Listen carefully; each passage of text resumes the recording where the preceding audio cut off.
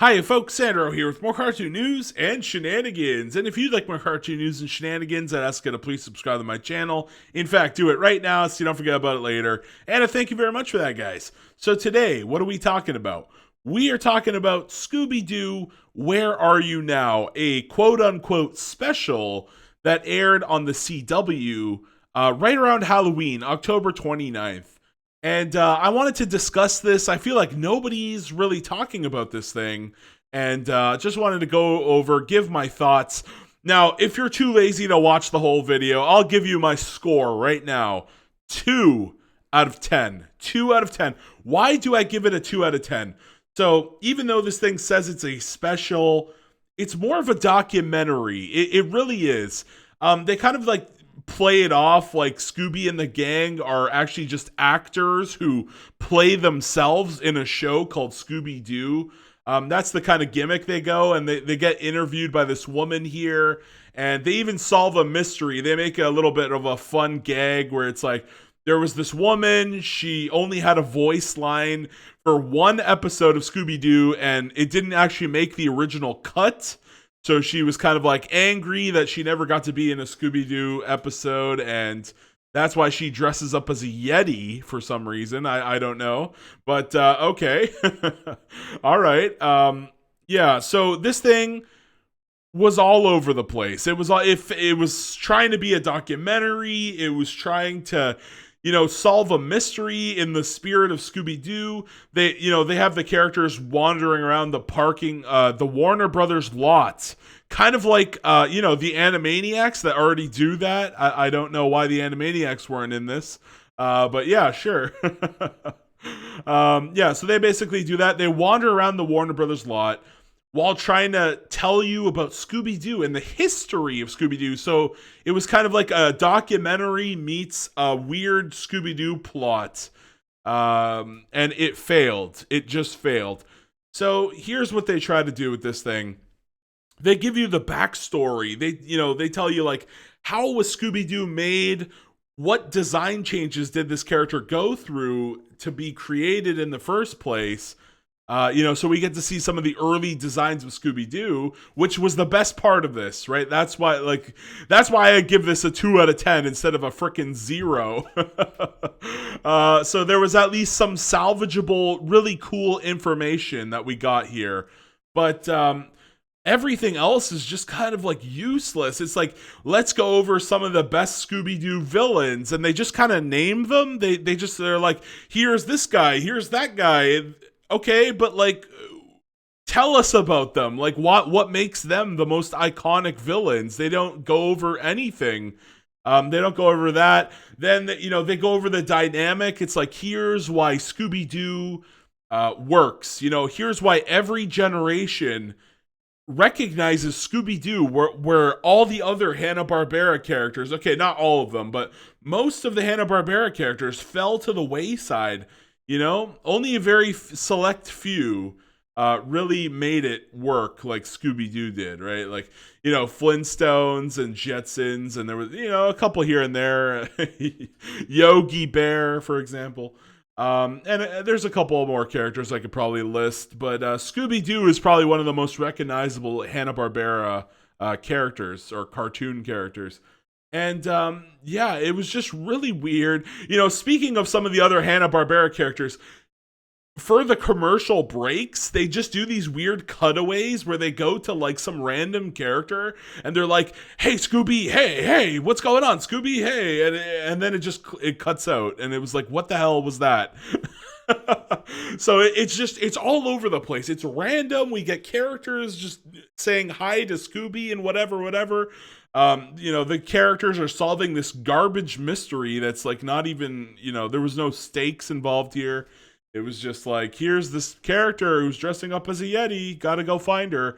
And then the worst thing of all, they dedicated, I'm going to say, about 10 minutes of this 40-minute sort of documentary, quote-unquote special, whatever you want to call this thing, to random diversity nonsense. Like, what the hell was this?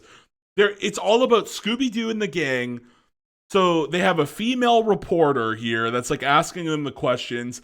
Then they have like some executive from Warner Brothers. She's also a woman. And then they have the main villain, who is this woman. Like I said, she only had one line in a Scooby-Doo episode that never actually aired. They have three women in here, like two black people, and it's just like they just cut away to them. It was so distracting. I'm like, okay, this felt like a diversity quota checklist. Gotta have the black guy, gotta have the black woman, gotta have the China or Asian woman doing the martial arts. Check, check, check. Here's three different women, we got to pass the, what was that test? It's not the Bechdel test, is it? There was like some stupid test, back in the day where if a woman can have a conversation with other than a man, I can't remember the test name. Was it the Bechdel test? Somebody in the chat or in the comments section will let me know.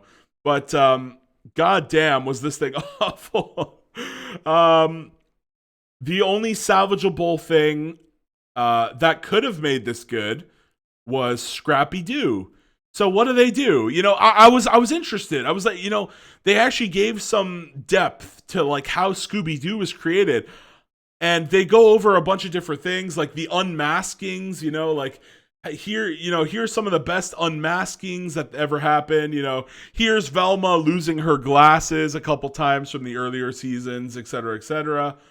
They talk about how Freddy became obsessed with traps over the years. They go over a couple things here and there, but like the thing that I was so disappointed and disgusted by was Scrappy-Doo. It felt like they were going to talk about Scrappy-Doo. Now, a lot of fans, we don't exactly know 100% why Scrappy never appears anymore. But people have theorized. There's all kinds of theories. You could probably go online and talk about, type in on YouTube, why does Scrappy-Doo never appear anymore? He has appeared in a couple things. I think like one of his last big appearances was like the 13 Ghosts of Scooby-Doo, where they kind of mention him. They did a direct to DVD where they talk about the 13th ghost. It was really bad. The original 13 Ghosts of Scooby-Doo had Scrappy and Flim Flam, and they would go on adventures with the gang, and they would have to hunt down the 13 ghosts. Then they make this garbage DVD sequel where like they just don't even acknowledge all of the occult and the magic and stuff, and they all just play it off like it's just fake. Like Vincent Von Ghoul was just a faker somehow. It was just awful. That movie has to be one of the worst Scooby-Doo movies I've ever seen in my life. But my God, so Scrappy-Doo, they play him off as a passing joke in this. It felt like they were gonna talk. They're like, let's talk about Scrappy. I think, this woman here, she's like, let's talk about Scrappy-Doo. And they kind of, it felt like they wanted to talk about Scrappy-Doo. Like, it would be really interesting from the Warner Brothers perspective to understand, how did Scrappy-Doo get in this position where he's just this very hated character, where some fans really hate him because he does kind of kill the dynamic, right? The whole dynamic is, it's a mystery. They have to go around and figure out who's under the mask. Scrappy-Doo, on the other hand, just kind of punches the villains. You know what I mean? You're like, puppy power. Blah, blah, blah, blah. So Scrappy-Doo kind of just ruins the entire Scooby-Doo dynamic. I understand that, from a perspective. But my God, it's just like, I wanted to hear from Warner Brothers, like, give us the history of Scrappy-Doo.